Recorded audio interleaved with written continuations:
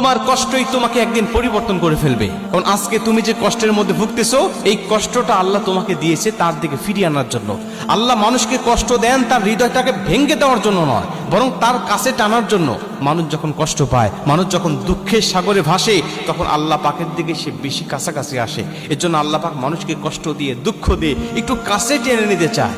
এজন্য কষ্ট পেলে মন খারাপ করবেন না, কষ্ট পেলে ভেঙ্গে পড়বেন না, এবং আল্লাহর উপর ভরসা রেখে আল্লাহর কাছাকাছি হয়ে যান। আল্লাহর উদ্দেশ্য পূর্ণ হবে, আর আল্লাহ আপনাকে সুখময় শান্তিময় একটা জীবনের ব্যবস্থা করে দেবে।